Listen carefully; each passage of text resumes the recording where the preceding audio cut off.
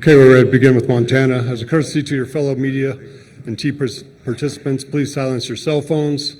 Please provide your name and affiliation when you're asking a question every time. If you're joining us on Zoom, please use the raise a hand function for questions. We will address all questions in the room first and get to Zoom if time allows. Recording press conferences on cell phones or cameras is prohibited. From Montana, we have student athletes Kai Johnson, Joe Pridgen, Brandon Whitney, and we'll open up for questions for the student athletes.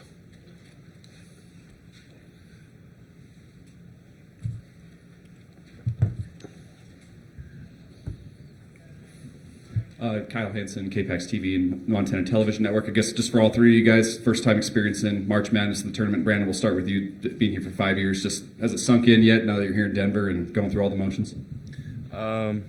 Yeah, this is what I dreamt of when I was younger, to be in this position. I tried to do it for 4 years before this and finally got it this year. And, I think it's settled in. Yeah, man, to go off that, it's just everybody's goal when they play college basketball is to get to that NCAA tournament, to be here. So, it's just a dream come true. So. Yeah, like he said, dream come true. I came to Montana to get here, and now we're here. I don't know if it's settled in yet. I haven't seen the court, but it's big time for sure.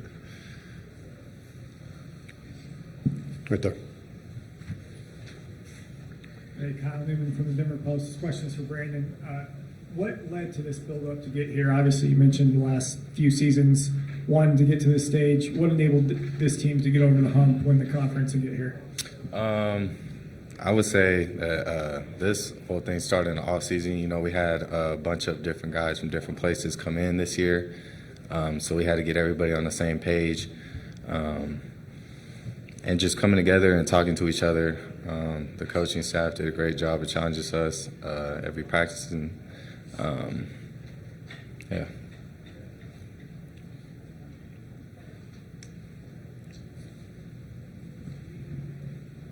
Let's go here first, and then we'll come over to you. Kyle Fredrickson with the Denver Gazette. For any of you three, just curious your thoughts on John Tonje with Wisconsin, one of the better players in the country the second half of the season. Just what will be the challenge in defending him? Brandon, you want to take that first, or would you rather take it? Kai? Yeah, I'll take it. Okay, Kyle will take it. Yeah, he's a great player. We know that. We've played a lot of great players this season. We know it's not an individual effort. It's a team effort, helping stop him. So just not leaving our guys out on the island, whoever it may be guarding him, just making it a team effort to stop him and stop his attacks at the rim. Right here.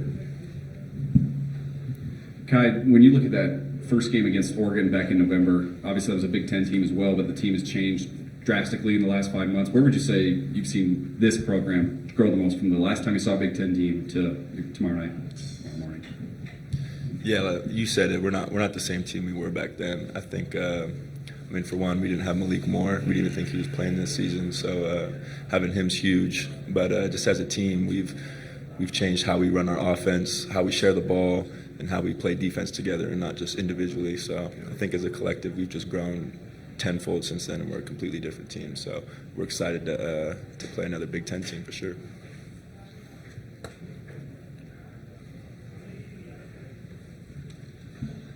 Dylan Richardson, Montana Kaiman. Question for Joe.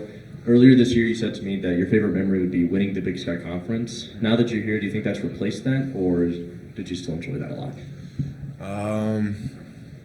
Nah, it's up there though. Winning the Big Sky Conference was special. Because I got to share it with these guys and the rest of my teammates. Like Whitney was saying, we came together in a special way. And we were able to put it together, having 9 new faces. So, that's probably still my best memory. But this is definitely up there.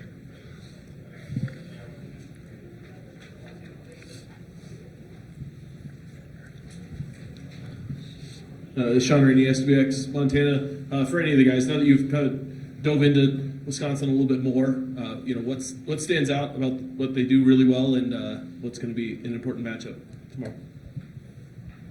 Let me get it. Go ahead. All right. Go ahead, Joe. What stands out most is that they don't beat themselves. They're a pretty good shooting team, and they shoot the ball well at the free throw line.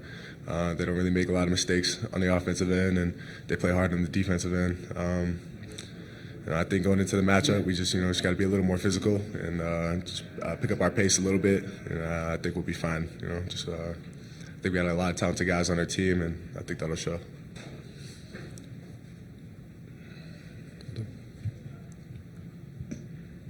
Kyle with the Denver Post again. Hey, what does Coach Travis bring to this program? What are kind of some characteristics of his coaching style, his approach that has led to the success, not just this year, but in his tenure overall? You got that with. Yeah, Travis is a great coach. He's had a lot of experience. He's been here before, and I think he's brought that onto this team. His intensity every day, on the court, off the court, and just letting us know what it takes to get to this point. And I think he did a really good job of that today. A little bit to that. A lot of stuff off the court. He cares about his players. He takes the extra time to get to know people individually, what they need. Me personally, I came from Boston, Massachusetts, across the country, out to Montana. And, he's able to make me feel right at home. So, I think he takes his job just as serious off the court as he does on the court. And I think that translates.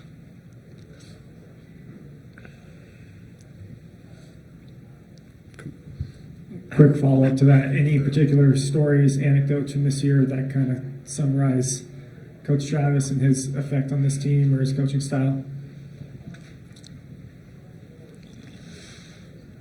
Yeah, I'll share a personal one.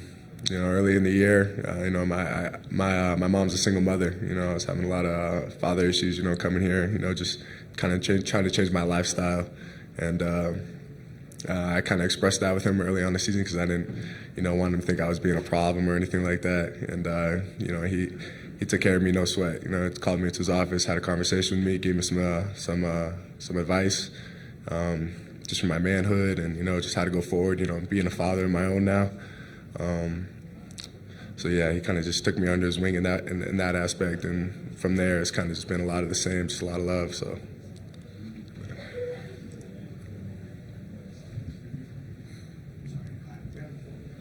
Kyle Hansen, MTN again. Brandon, the two losses in conference early on when it was Idaho State and Northern Colorado, teams in the past few years haven't quite been able to bounce back, or there's been, one win, one loss in conference play. What did you think of, why was this group able to maybe overcome some of those losses, especially, you guys talk about that Idaho State loss a lot, and then from there it was 14 out of 15 wins for you guys? I think overall we're just a tougher team than we were last year. After that game, we kind of had a conversation. And ever since we had that conversation, I think all the guys took it the right way and put it onto the court. And, we've just been on the roll since then.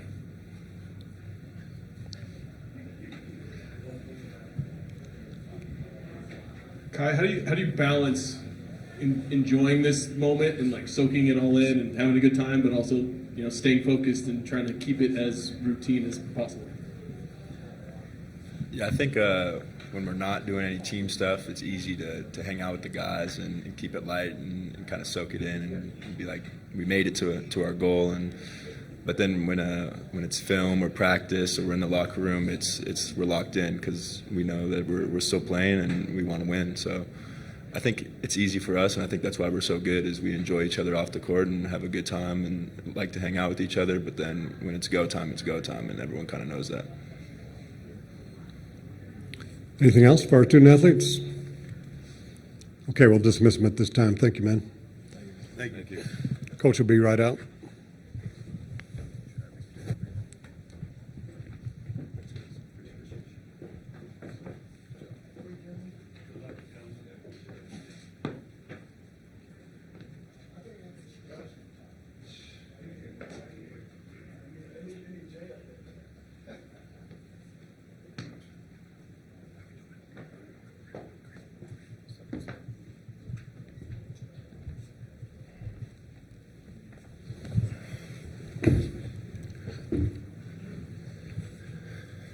For Montana, we have Coach Travis DeCuire. Coach, thank you for coming. We'll open it up for questions.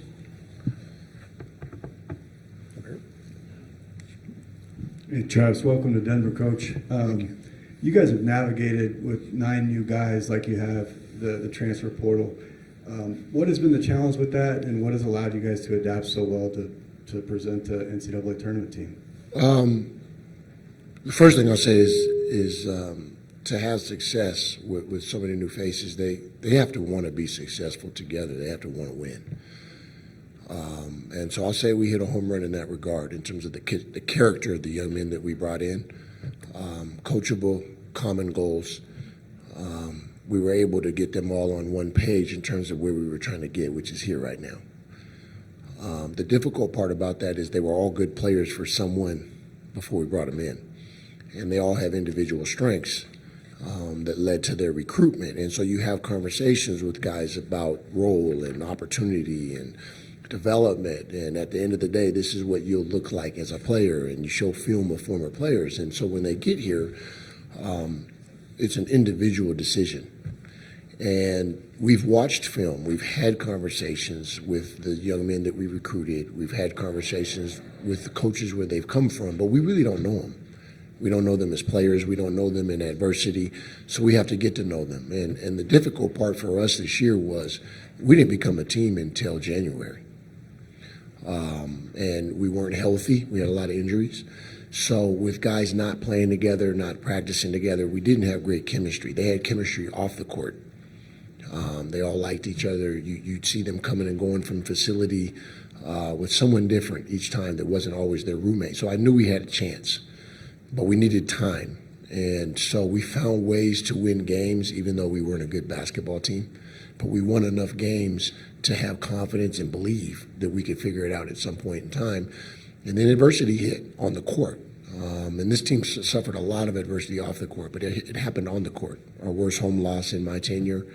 We go on the road and have another tough meltdown in the second half against an opponent in conference. And I think the film and the experience of failing got everyone's undivided attention, and then we became a basketball team.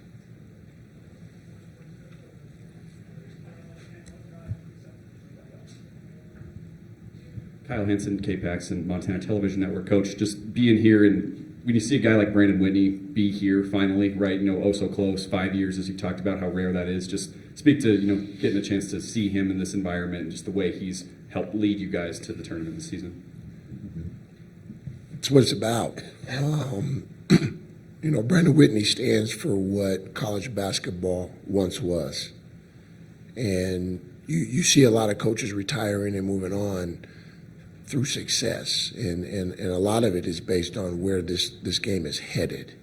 I still live in the past. I still believe in program as opposed to teams. I still believe in the development of a young man. I still believe in graduating 100% of my young men. And so that culture, I think, is a part of the reason that Brennan stayed with us. The hard part, which is why I respect Brennan as much as any player I've ever coached, is that his role changed. We brought in a lot of talent. And for a young man that has averaged 10 points a game and shot 50% from the floor for 4 consecutive years, to look up and know that he's going to get fewer shots and have the ball in his hands less than he has for the previous 4 seasons is tough. And to see him commit to that and come back when he knows that he could have done other things. He could have left for money. He could have left for maybe somewhere that might have a system that allows him to do the things that he wants to do for the entire game as opposed to portions of the game. He didn't do that because he wanted this.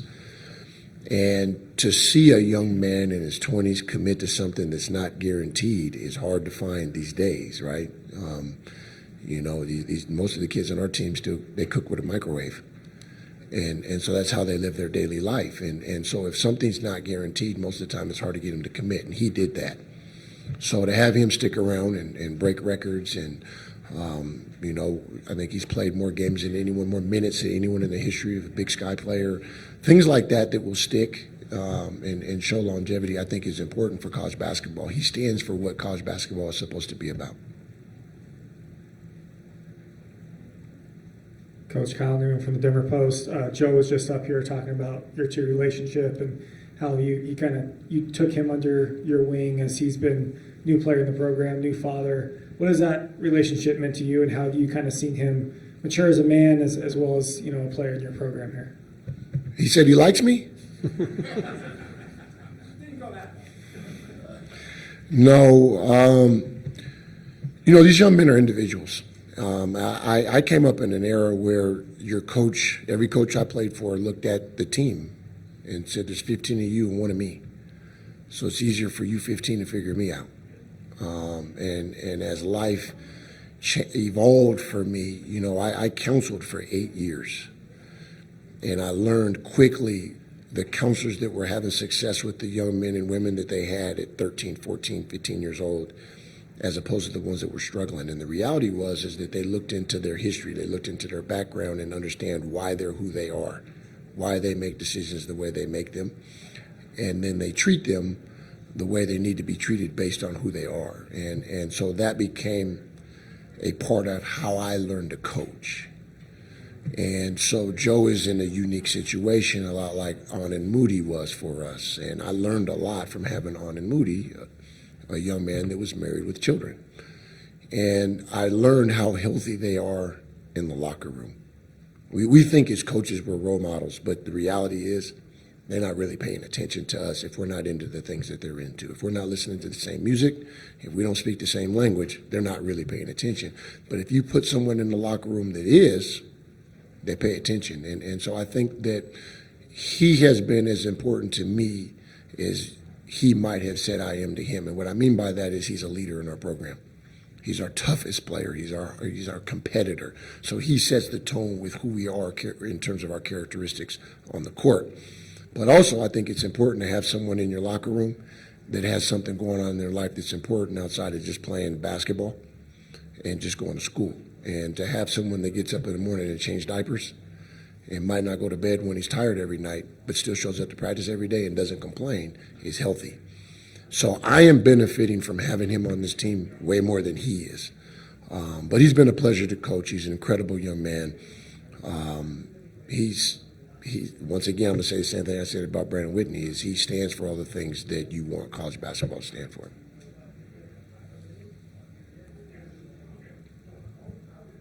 Sean Rainey, SWX Montana. Coach, you kind of just touched on the edge and the toughness that Joe has brought to this team. What is it about the mentality, the makeup of this team that you're not maybe worried about the bright lights, the big stage, and the intimidation of playing a bigger opponent? They're not afraid. You want your team to play with confidence, right? And when you get in a tournament, it's play your best game, play as hard as you can, be you. You have to have confidence to do that. And the fear factor is what takes your confidence. If you're concerned about your opponent, how big they are, how fast they are, and how good they are individually, you might not bring your best game to the table. And we've never been concerned with our opponent. We've played good opponents, right? We've played, teams that have been number one in the country this year. We had one point where 3 teams that we had played in November were undefeated in December. And so we've played tough competition. I think the most important thing for us is to remember how we got here. We grew as a team. Our aggression, our cohesiveness have made us a good team. And so, yeah, the lights are going to be bright today. Tomorrow they won't. They'll be normal. And we just need to be ourselves. Let's go back there, and then we'll come to you next.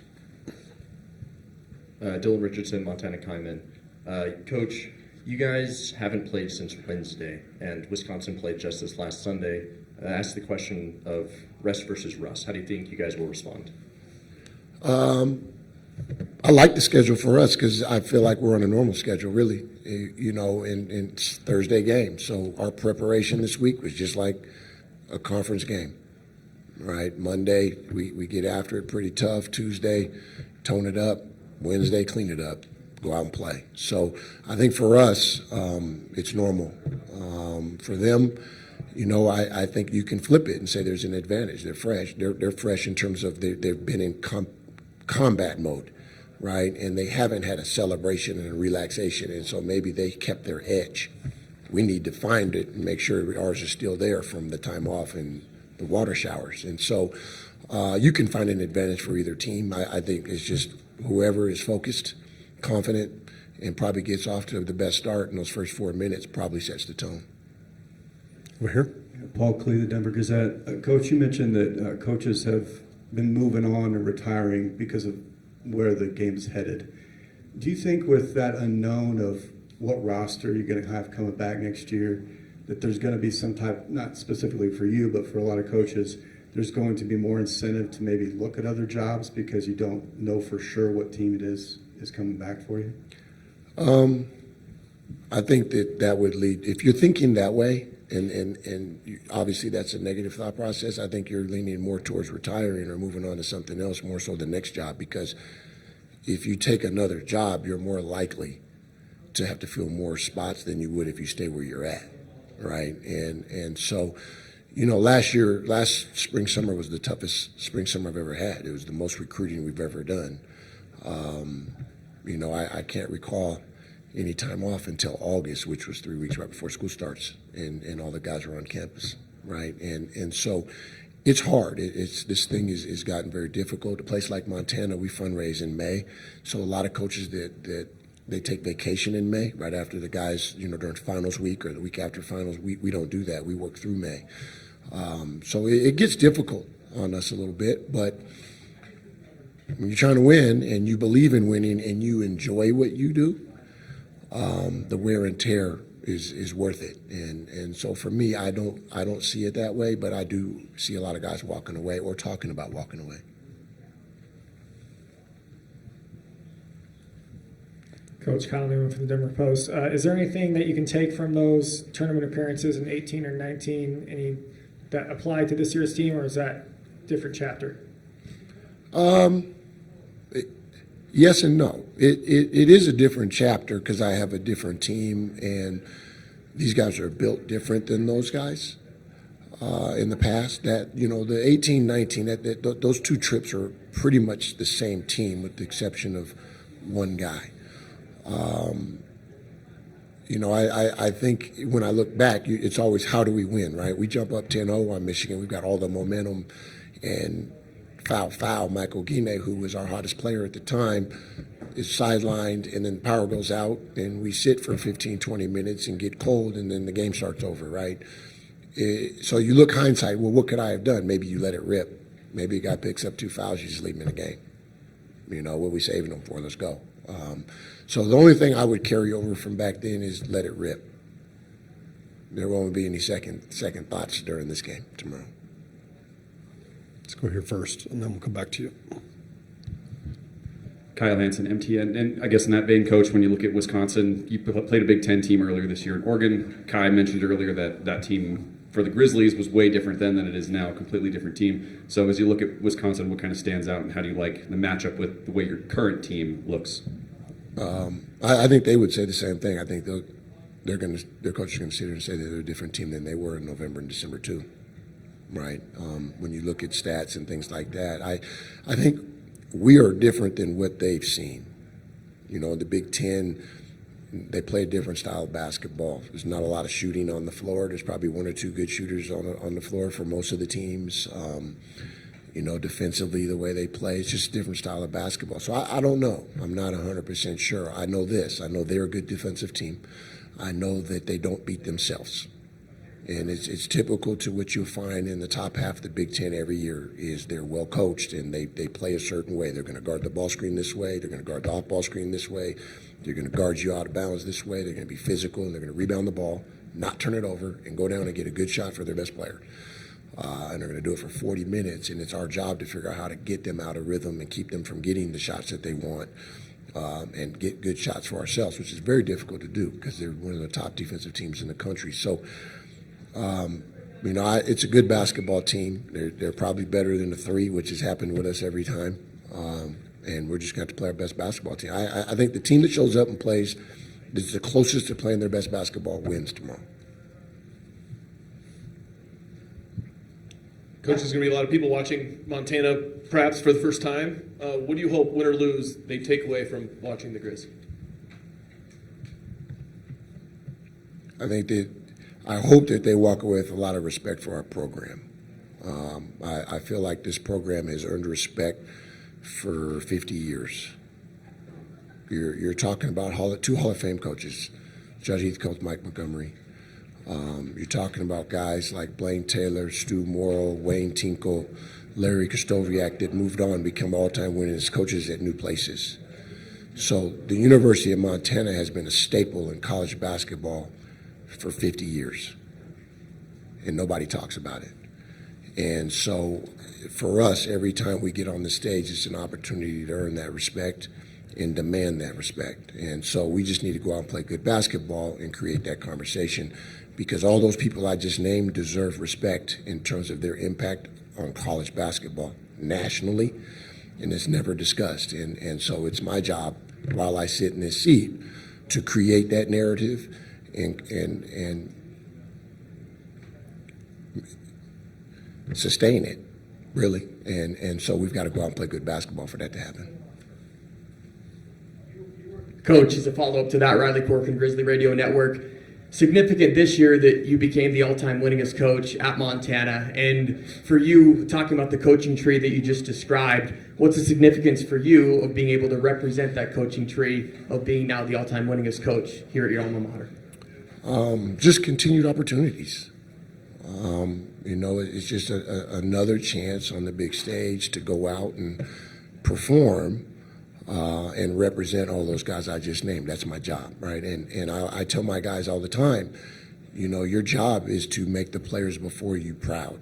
Is anyone that's ever put on a uniform for the University of Montana, when they turn on the TV and watch a game, they should be proud when they're done watching you play, win, lose, or draw. And that's my job as a coach, is the guys I just named, when we're done tomorrow, whatever the score is, it's my job to have them stick their chest down and be proud of the University of Montana basketball when the game is over. Anything else? Okay, thank you for your time, Coach. Thank you.